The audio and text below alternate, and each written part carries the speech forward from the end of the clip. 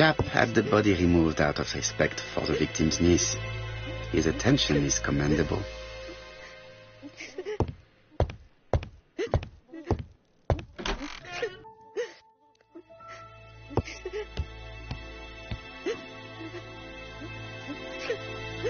Is her grief sincere?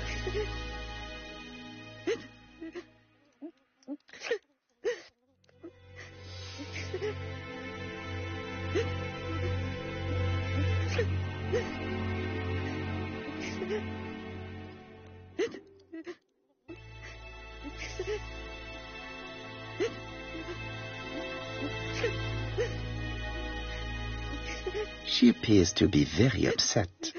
She's dressed in mourning. She looks fragile.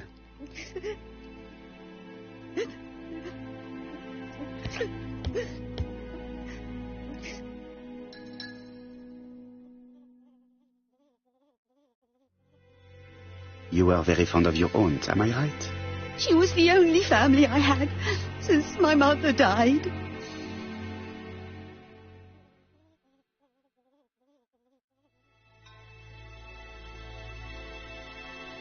Your aunt did not have any children, is that correct? No. She was separated from her husband. What do you think about Franz Ascher, your aunt's husband? He never left her alone. Poor aunt. She used to drop by all the time and make a scene. Was your aunt afraid of her husband? He shouted a lot, but she wasn't afraid of him. Why, he used to slink away when she turned on him. He was afraid of her, if you like.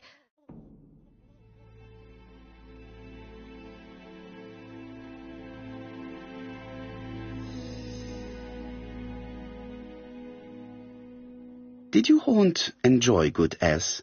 She had a bad throat, but she was well cared for by a doctor in London. Does Franz Ascher work? All he's done for years is drink and gamble, but he used to be a very good cabinet maker. What does he live on? My aunt used to give him 5 shillings a week.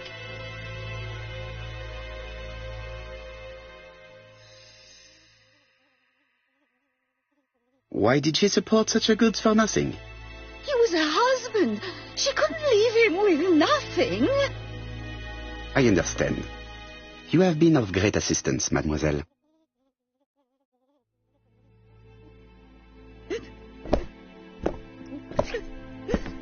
Please take this young lady home.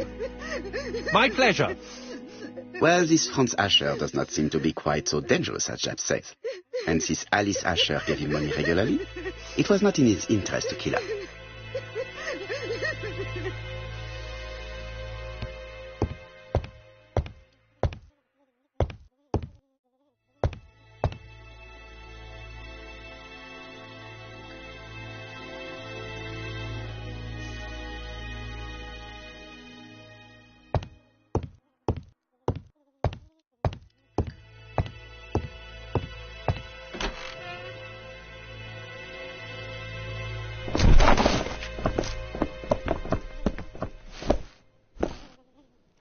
We have to wait for him to sleep it off.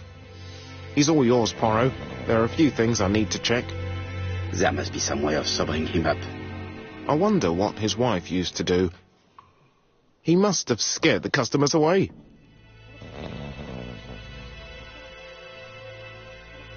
He's not in any condition to be questioned. I have to find a way to sober him up.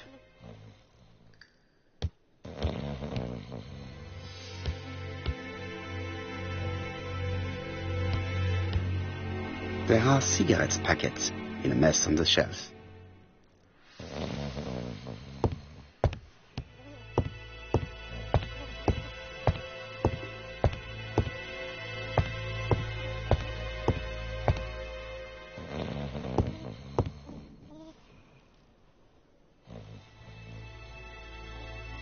It's Alice Asher's notebook. Ah, that's interesting. It probably contains information about our possible debtors and creditors.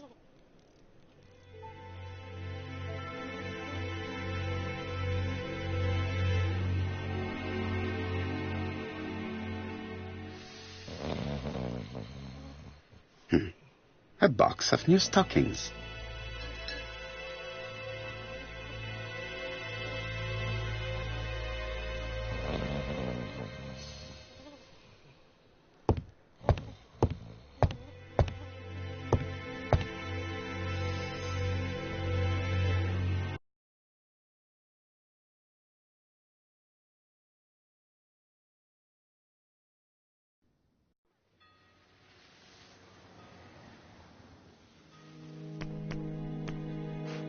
Strawberries, sixpence.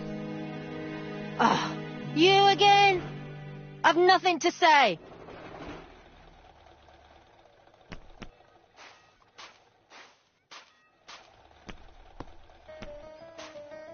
Strawberries! Get your delicious strawberries here! Dash! A puddle! How clumsy.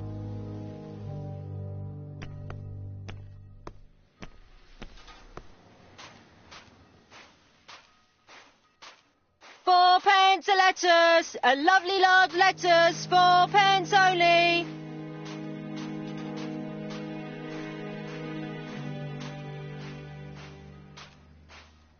Strawberries, 6 pence a pound. Strawberries, get your delicious strawberries here.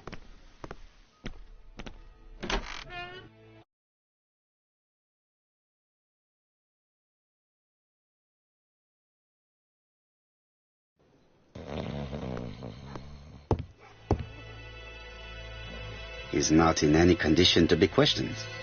I have to find a way to sober him up.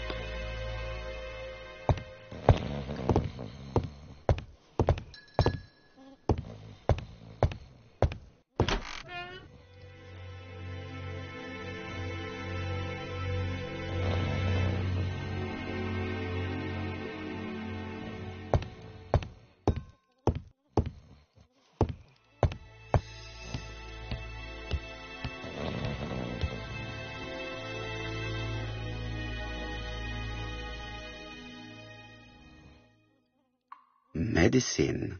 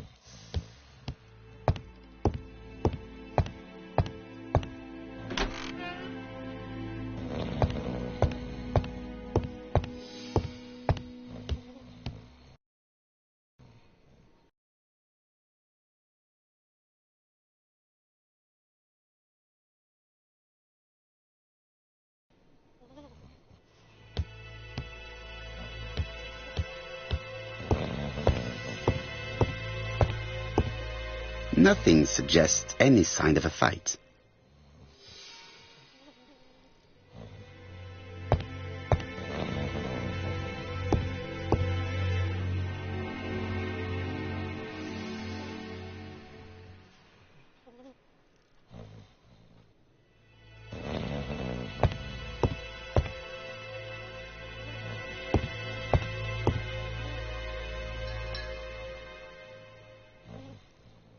It's Alice Asher's notebook. Ah, that's interesting. It probably contains information about her possible debtors and creditors.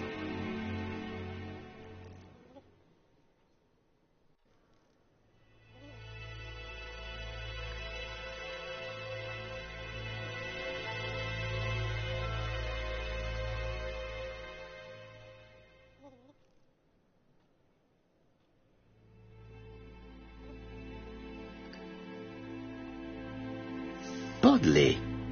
The fruit seller has debt too. She will probably be more cooperative thanks to this piece of information. Mary Drower was telling the truth.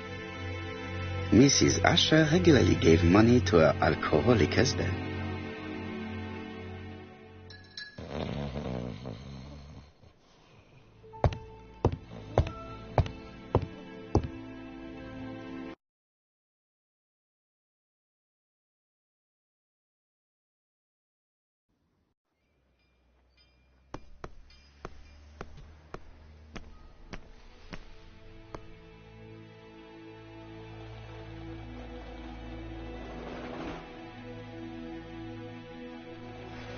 Your fruit is rotten. What? A foreigner dares to say that?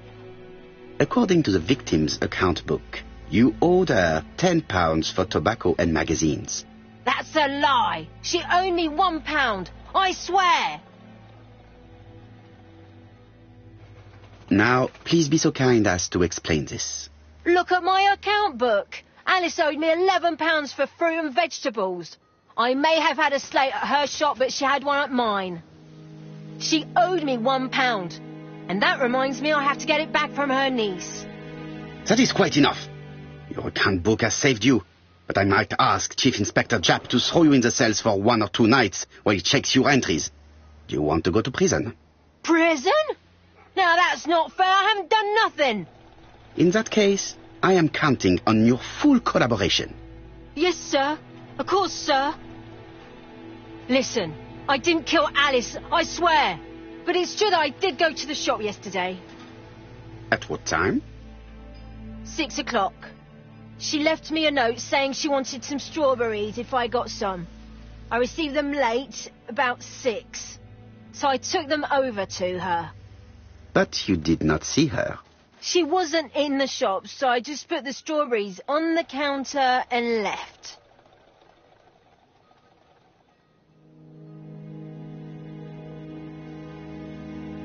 You were not alarmed? I thought Alice had just gone to get her medicine from her room and that she'd be straight back. You mentioned medicine. Something for her cough. She used to take it a lot. Who do you think killed her? France. Her scoundrel of a husband. He was always after her for something. Well, he's a foreigner.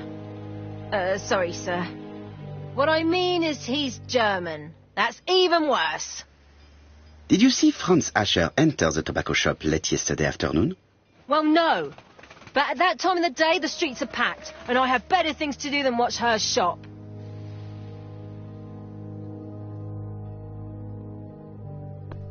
Strawberries! 6p a pound!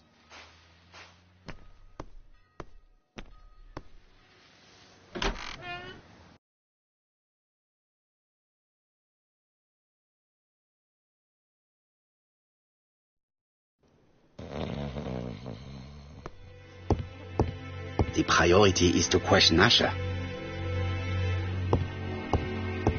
The priority is to question Asher. He's not in any condition to be questioned. I have to find a way to sober him up.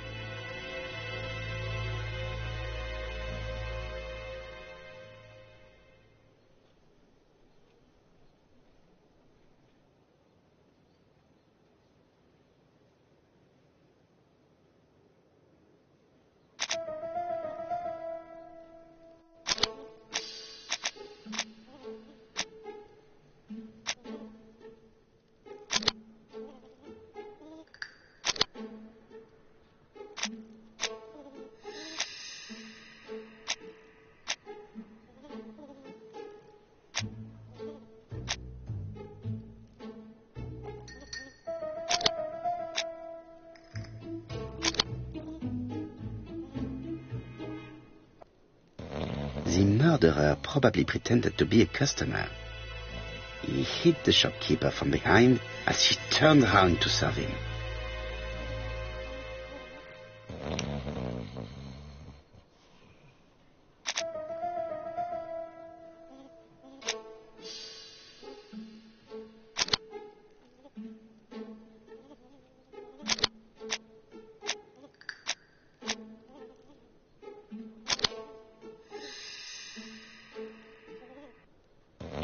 The murderer deliberately left behind this ABC as a signature.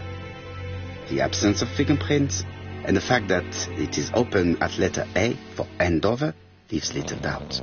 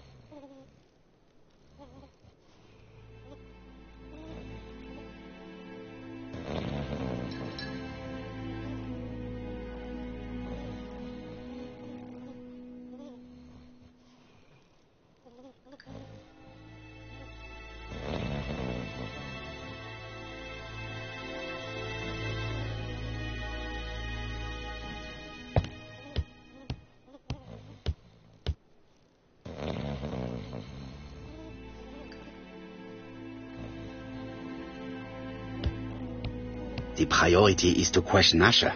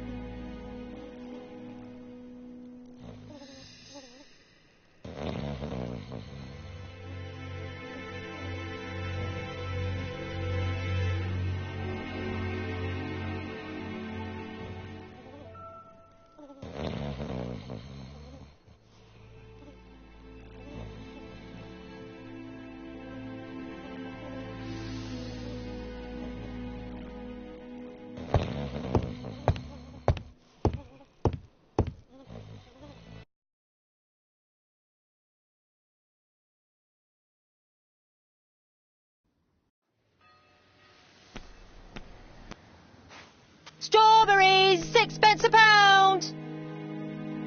I'll just borrow your bottle a moment. Take it. It's what Alice used to sober up her husband. But try not to empty the bottle.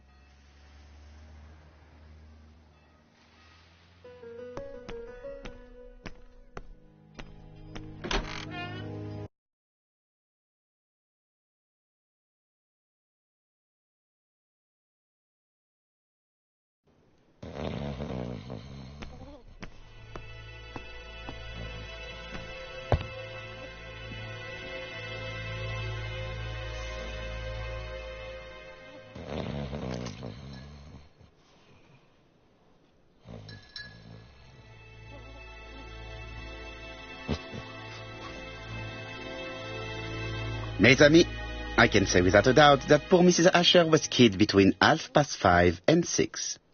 Killed when the street was packed with people. That's rather bold. I've been talking to the neighbours, and... No one's seen anything? Or rather, it's anything and everything. Am I wrong? No. Yeah. We must grill this villain Asher before he falls asleep again.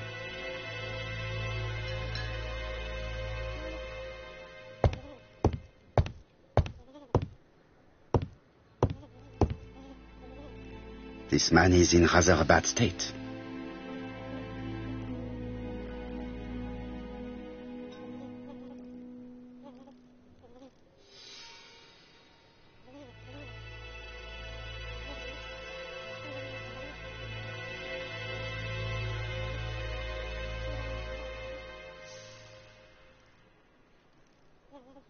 What are you looking at me like that for?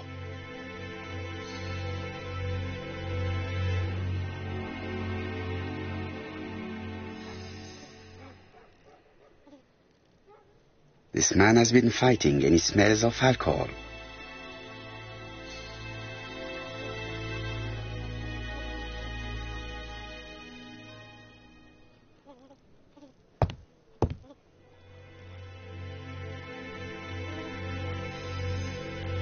Care for a cigarette, monsieur? What's that? Scented cigarettes? No, thanks. Bien. I was trying to be friendly, but you are quite right. Let us get down to business. You threatened to kill your wife, and now she is dead. So what? You shouldn't take things so seriously, sir. Nothing but empty threats. We didn't get on all that badly. So, if things were going so well with your wife, why did you not live with her? She was the one that left. Nothing to do with me, sir.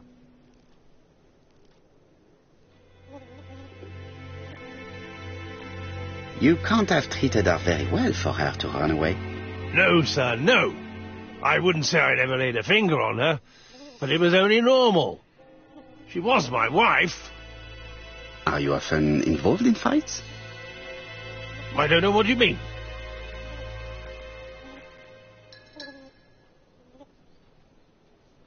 Asher, look me in the eye and tell me that you were in a fight. I'm looking. No, I wasn't in a fight. You are right. Looking at the state of you, you did not defend yourself. So someone gave you a good beating. A beating? No way. All right, he tore my coat and gave me a black eye. You see the state of him? Very interesting. Who is the other that you struck? Probably best if I tell you everything. Yesterday afternoon I met Roderick Tanner. We'd bet on a dog fight together. An illegal bet, naturally. Yes, sir. Our dog won. Roderick got the money, but he refused to give me my share. And you fought about it. What time was this? In the evening, about 6, I think. We were on the other side of town. You see, I couldn't have killed my wife.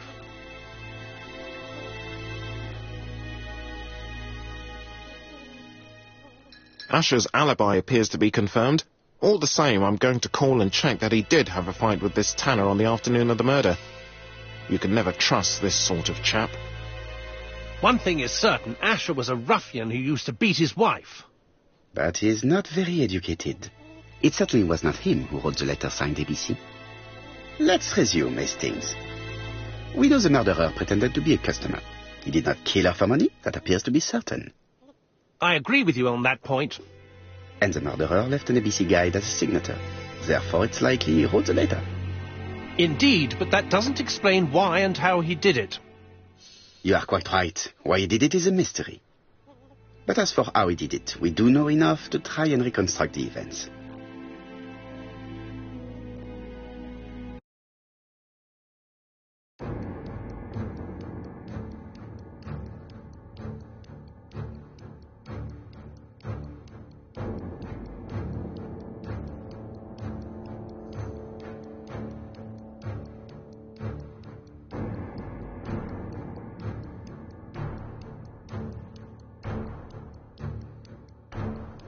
The killer enters the shop.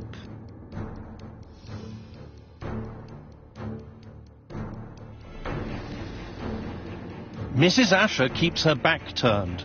The murderer grabs his walking stick. She turns around, he strikes her violently. He then places the ABC on the counter before leaving. No, the victim has no wood to the temple. And the ABC is not the same as in the crime scene. Let us think again, mon cher.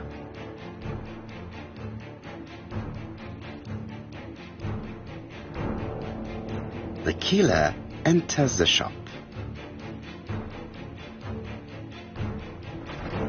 Mrs. Asher turns around to greet her customer.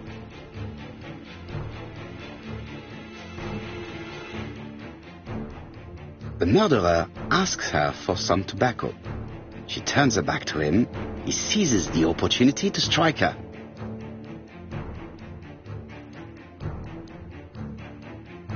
He then places the ABC on the counter before leaving. The ABC was not found like that. We are not far from the solution, Hastings. Would you mind if we thought about it a little more?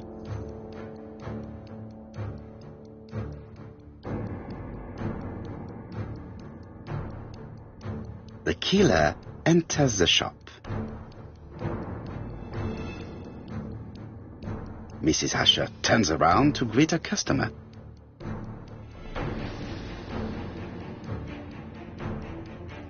The murderer asks her for some tobacco. She turns her back to him. He seizes the opportunity to strike her. He then places the ABC upside down before leaving.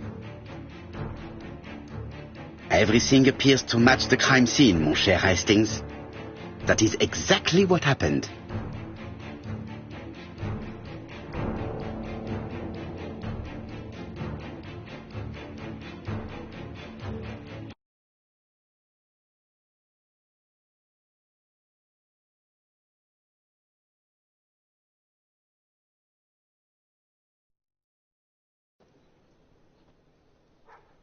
Asher has a strong alibi and we don't have any other suspect. But what was the point of this crime? She had no debts. She gave Franz Asher money regularly. She wasn't owed money. Nobody stood to gain anything. No doubt about it, the murderer is insane. And I fear that we had not heard the last of him. I hope you're wrong for once. Bien, let's go back to London. If we hurry, we should catch the 7:02 train. Are you coming? No, unfortunately, I have to talk with Andover Police. See you soon, then. Are you coming, Hastings? Let's go home. There's nothing for us here.